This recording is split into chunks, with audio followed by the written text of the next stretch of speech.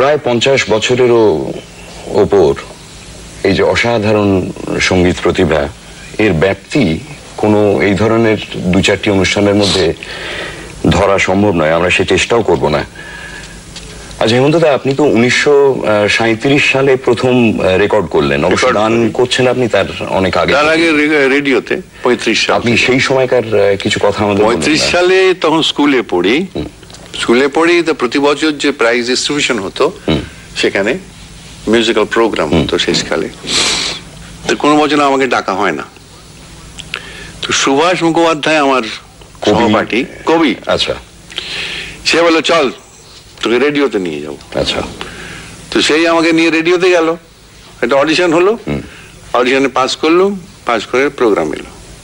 তখন তো তাহলে আপনি স্কুলে পড়ছেন? স্কুলে পড়ছি, আচ্ছা, ক্লাস 9, মানে এখনকার সেকেন্ড ক্লাস, মানে পরের বছর ফার্স্ট ক্লাস, তারপরে ম্যাট্রিকুলেশন।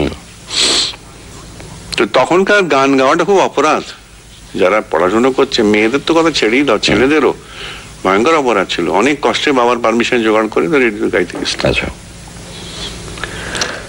তো রেডিও শুরু 1935-এ তাহলে রেডিওতে, 36-এ আবার একটা অডিশন দিলাম, আবার একটা পেলাম। আচ্ছা, আর রেকর্ড বেরোলো 1937-এ।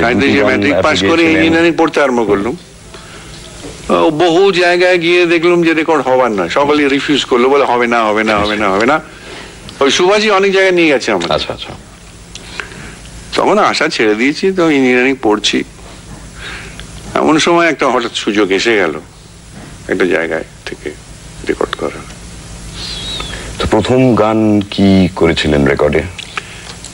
তখন যেরকম আধুনিক আজকাল তো অনেকটা ধুয়ো উঠছে, তো আধুনিক গান কেন এরকম হচ্ছে, কেন এরকম হচ্ছে?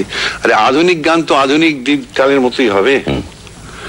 তা ধরো তখন যে গান করেছি, তখন ভালো সেল হয়েছিল, ভালো লোকে পছন্দ করেছিল, কিন্তু সেই গান এখন শুনলে আমাদেরই কিরম বোকা বোকা লাগে, কিরম খারাপ। সে কি কথা?